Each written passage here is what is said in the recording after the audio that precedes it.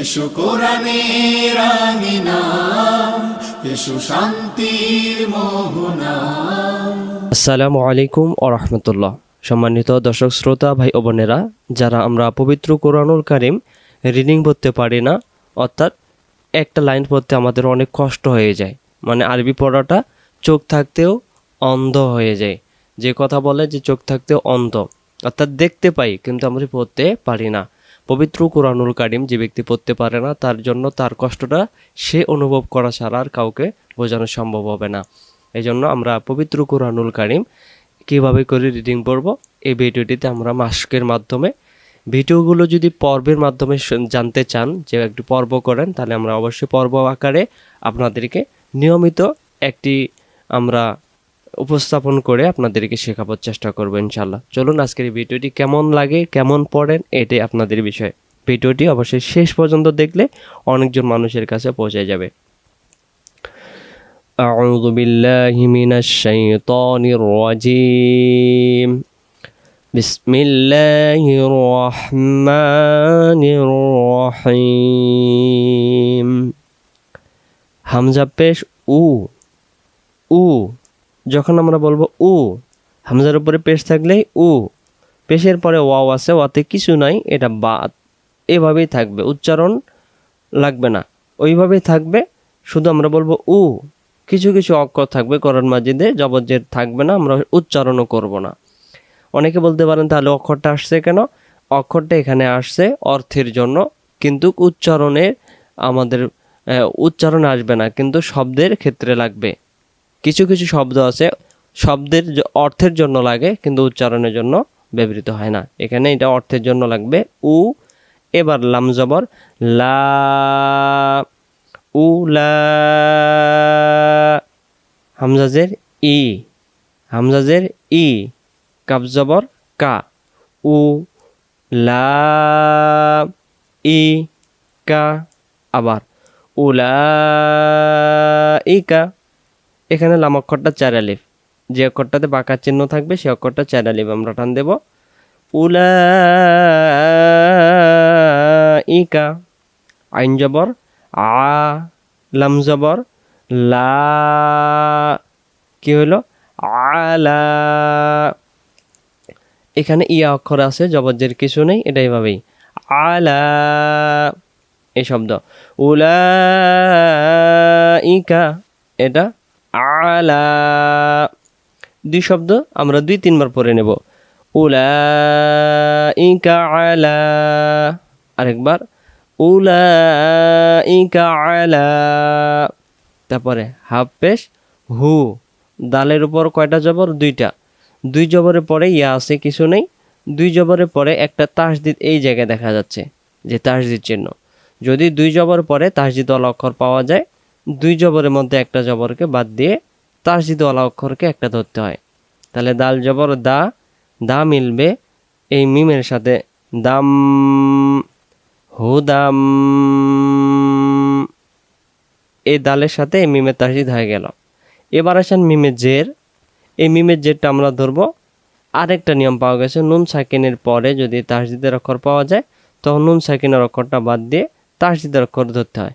এই জায়গার মিমের জেরটা এ তাসদিদ অক্ষরে যাবে। মিম জের মি, মিম, মিম রজের মির, রজবর র, র আবার বায়ের সাথে তাসদিদ, রব বি, মির রব্বিহিম। এটা যদি আমি বারবার করে পড়ি, কোরআন মাজিদে অন্য যেখানে মির রব্বিহিম আসবে আমি বলে দিতে পারবো। এজন্য শব্দগুলো বেশি বেশি করে মাস্ক করবেন, এক শব্দ কয়েকবার পড়বেন। উলাইকা, এটা আলা, এটা হুদাম মির রব্বিহিম। এখান থেকে উলাইকা আলা হুদাম মির রব্বিহিম। ওয়া, এই শব্দটা দেখেন, এই শব্দটা দেখেন একই, ওয়া উলাইকা, আবার ওয়া উলাইকা। তারপরে হু, হাফ পেশ হু, মিম লাম পেশ মুল, হুমুল, হুমুল, ওয়া উলাইকা হুমুল হুমুল। মিম ফা পেশ মুফ লামজের লি মুফ লি মুফ লি তাড়াতাড়ি। হা পেশ হু হাওয়া পেশ হু এক আলিফ।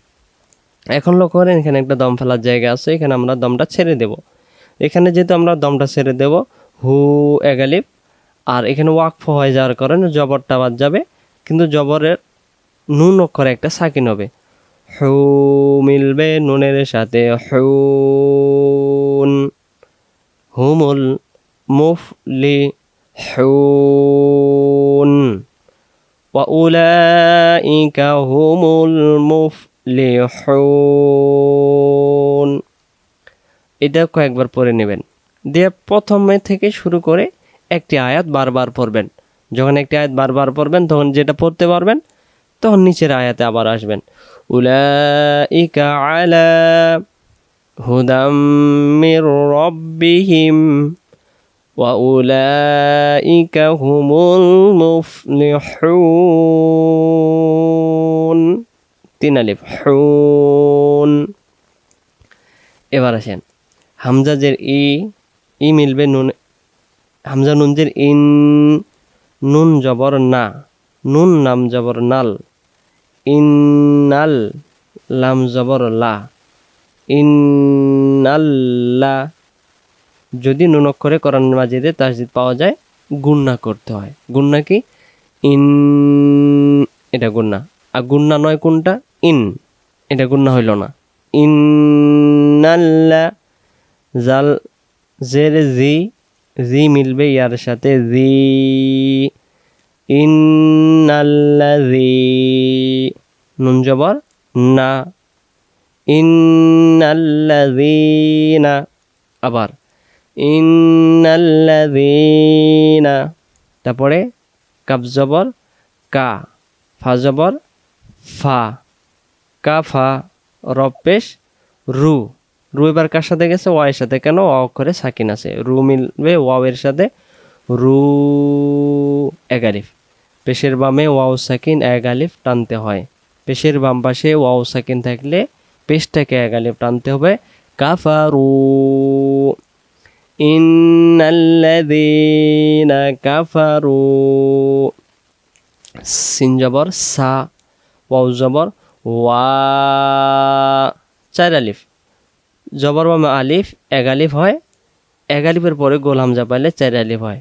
আপনাদেরকে সহজ করে বলতেছি, যে অক্ষরটার উপরে এরকম মোটা চিহ্ন থাকবে, ছুরি চিহ্ন, সে অক্ষরটায় 4 আলিফ টান দিতে হবে।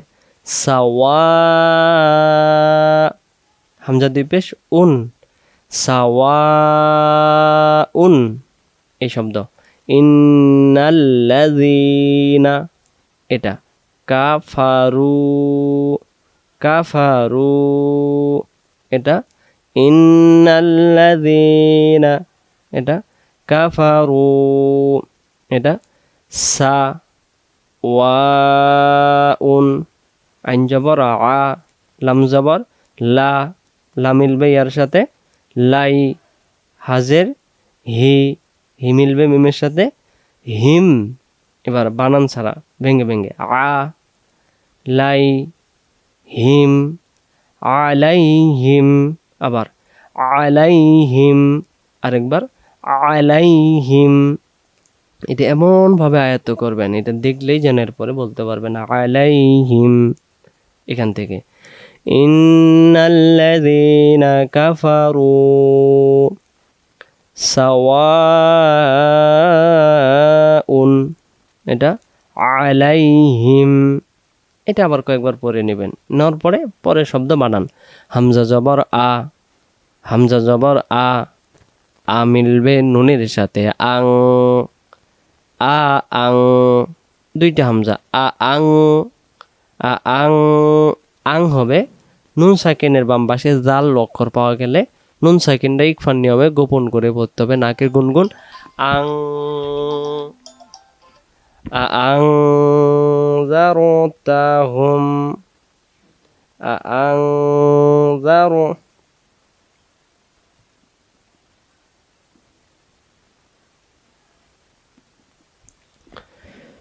নুন সাকিনের বাম পাশে যদি জাল অক্ষর পাওয়া যায় তাহলে নুন সাকিনটা গোপন হয়।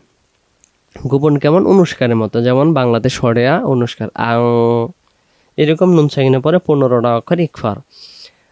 আং, জাল জবর যা, যা মিলবে রয়ের সাথে জারো, আং জারো। তা, তা জবর তা, হাফ পেশ হু, হু মিলবে মিমের সাথে হুম। আং জারো তা হুম। আবার আং, তারপরে জার, তারপরে তা, হুম। আং জারো তা হুম, আং জারো তা হুম। হামজা জবর আ মিলবে মিমের সাথে আম। লাম জবর লা, লা মিলবে মিমের সাথে লাম। মিলবে কেন? সাকিন আছে। আম লাম। তাপেশ তু, তু মিলবে নুনের সাথে তুং। জাল জের জি, জি মিলবে রয়ের সাথে জির। আম লাম তুং জির, আম লাম তুং জির। হাফ পেশ হু, হু মিলবে মিমের সাথে হুম। আম লাম তুং জির হুম। তারপরে এটা টান দেন, লাম জবর লা, এক আলিফ। জবর বামে আলিফ থাকলে জবরটাকে এক আলিফ টান দিতে হবে। লা, ইয়া পেশ ইউ, ইউ মিলবে এখানে হামজার সাথে ইউ। যদি করণ মাজিদে ওয়া অক্ষরের পরে হামজা আসে, ওয়া অক্ষরটা উচ্চারিত হয় না, উচ্চারিত হবে হামজা। ইয়া পেশ ইউ, ইউ মিলবে হামজার সাথে ইউ। হুম লা ইউ মি, নুন পেশ নু, নু মিলবে ওয়াওয়ের সাথে নু, নু মিলবে নুনের সাথে নুন। হুম লা ইউ মি নুন। আম লাম, তারপরে তুং জির, এটা হুম, এটা লা ইউ মিনুন। আপনাকে শব্দ বুঝতে হবে। যেমন বাংলাতে শব্দ আছে আমি একটা শব্দ, ভাত একটা শব্দ, খাই আরেক শব্দ, 3 শব্দ। এটা একটা শব্দ, এটা একটা শব্দ, এটা একটা শব্দ, এটা একটা। আপনারা ভেঙ্গে ভেঙ্গে ইন্নাল্লাযীনা কাফারু সাওয়াউন আলাইহিম আনযারতাহুম আম লাম তুনযিরহুম লা ইউমিনুন। আরেকটি শব্দ, আমরা আরেকটি আয়াত পড়ব। খ জবর খ, তা জবর তা, খতা। মিম জবর মা, মিম আবার এই লামে তাহসিতে যাবে। এখানে আলিফ আছে কিছু নাই, লাম আছে কিছু নাই। মিম লাম জবর মাল, লাম খারা জবর ল। আল্লাহ শব্দের ডান দিকে যদি জবর হয় তখন আল্লাহ শব্দের লাম অক্ষরটাকে ল এমন করে পড়তে হয়। খতামাল্লাহ, খতামাল্লাহু আলা। আল্লাহ আমরা আগে পাইছিলাম কোথায়? এই যে শব্দ আলা, এটা শব্দ আলা। খতামাল্লাহু আলা। কফ পেশ কু, লাম পেশ লু, লু মিলবে ওয়াওয়ের সাথে লু, এক আলিফ। যদি বলি লু, ওয়া অক্ষর তখন উচ্চারণ হবে না। যখন আমরা পেশটাকে এক আলিফ টান দিয়ে পড়ব তখন পেশের বামে ওয়া সাকিন আদায় হয়ে যাবে। যেমন কান টানলে মাথা আসে, আরবিতে পেশ টানলে ওয়া অক্ষর আসে। আর যদি জেরকে কেউ টান দেয়, জেরে বামে ইয়া সাকিন আসে। তাহলে এখানে ওয়াটাকে আমরা টানে নিয়ে যাব লু, লু উলু। বাজের বি, হাজের হি, হি মিলবে মিমের সাথে হিম। এই যে এটাও হিম, এখানে বি হিম। আলা উলু বিহিম, এখান থেকে খতামাল্লাহু, এটা আলা, এটা উলু বিহিম। তারপরে ওয়া আলা, এটা আলা, আলা, এখানে ওয়া আলা। সিন জবর সা, সা মিলবে মিমের সাথে সাম। আইন জেরে আই, সামঈহিম, এই যে হিম, এই যে শব্দ এসেছে হিম, সামঈহিম, এখান থেকে শব্দ শব্দ। খতামাল্লাহু, বলেন খতামাল্লাহু, তারপরে আলা, আরেকবার আলা, তারপরে কুলুবিহিম, আরেকবার কুলুবিহিম, তারপর ওয়ালা, বলেন ওয়ালা, তারপর সামঈহিম, সুন্দর, তারপরে ওয়ালা, এই আলা একরকম, এই আলা, এখানে দেখেন যে একটা বাঁকা চিহ্ন, এটা 3 আলিফ। যে অক্ষরের উপরে বাঁকা চিহ্ন পাওয়া যায় সে অক্ষর 3 আলিফ টানতে হয়। লাম জবর লা, এটা হবে আলা, 1 আলিফ, এটা 3 আলিফ। ওয়া আলা, হামজা জবর আ মিলবে বায়ের সাথে, আব, সদ জবর স, আব স, রজের রি, আব সরি, এটা হিম, হিম, হিম আমরা কয় জায়গায় পড়লাম, হিম, হিম, এটাও হিম। ওয়া আলা আবসারিহিম, গঞ্জের গি, শিন জবর সা, 1 আলিফ, জবর বামে আলিফ থাকলে 1 আলিফ।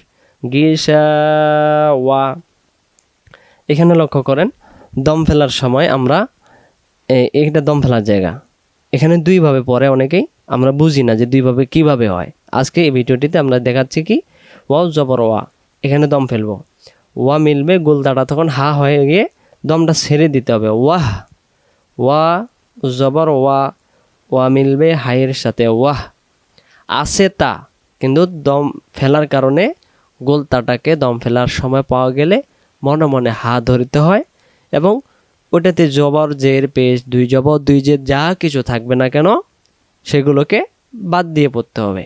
ওয়াও জবর ওয়া, ওয়া মিলবে হাইয়ের সাথে ওয়াহ, গিশাওয়াহ, ওয়া আলা আবসারিহিম গিশাওয়াহ, এটা হয় দম ছেড়ে দিলে। দম ছেড়ে দেওয়ার পরে দেখেন এবার ওয়াইয়ের উপর তাসদিদ আছে, তাসদিদ আর হবে না। দম ফেলার পরের অক্ষরেই যদি তাসদিদ পাওয়া যায় আর দম ফেলার জায়গাতে যদি আমি দমটা ছেড়ে দেই তাহলে তাসদিদের অক্ষর আর পড়ার দরকার হবে না, শুধু ওয়াও জবর ওয়া, এখানে তাসদিদ হবে না। ওয়া লা হুম, এটা কি উপায় দম ছেড়ে দিয়ে পড়লে। এবার আমি যদি বলি দম ধরে যাব তখন কি হবে, গিসা ওয়া, এবার তাই থাকবে, তা পেশ তু মিলবে ওয়াওয়ের সাথে তো, এবার ওয়াইয়ের সাথে চলে যাবে। বুঝতে পারছেন কিনা অবশ্যই কমেন্টস করে জানাবেন। ওয়ালা আবসারিহিম গিশাওয়াতুন ওয়া লাহুম, তখন আবার এখানে গুনগুন করে গিশাওয়াতুন ওয়া লাহুম, আইন জবর আ, জাল জবর যা, 1 আলিফ, কেন 1 আলিফ, জবর বামে আলিফ আছে এই জন্য জবরটাকে 1 আলিফ। যা, আজা বা 2 পেশ বুন, আযাবুন, আইন জবর আ, জজের জি, জি মিলবে এর সাথে জি, জি মিলবে মিমের সাথে জিম, এখানে 2 পেশ আর উচ্চারণ হচ্ছে না। যদি দম ফেলার সময় 2 পেশ পাওয়া যায় 2 পেশকে বাদ দিয়ে দিতে হয়, সেই জায়গায় মিমটাকে সাকিন নিয়ে এই তার আগের অক্ষরের সাথে মিল করে দিতে হয়। জজের জি, জি মিলবে এর সাথে জি, জের বাম পাশে আছে 1 আলিফ, আর 1 আলিফের পরে যদি দম ফেলার কারণে জবজের পেশকে বাদ দিয়েই তখন যে অক্ষরটা আগে 1 আলিফ ছিল সে অক্ষরটা এখন 3 আলিফ টান দিতে হবে। আযীম, যেমন ঘরের কাছে যদি কেউ থাকে এ ভাই, আর যদি দূরে থাকে এ ভাই, টানটা কি জোরে দেই, এখানে টান বেশি হয়ে যাবে। আযীম, ওয়ালাহুম আযাবুন আযীম, শুরু থেকে উলাইকা আলা, হুদাম মির রাব্বিহিম وأولئك هم المفلحون إن الذين كفروا سواء عليهم তারপরে أأنذرتهم আবার أأنذرتهم এটা আম লাম এটা তুনজির আম লাম তুনজির এটা হুম লা ইউমিনুন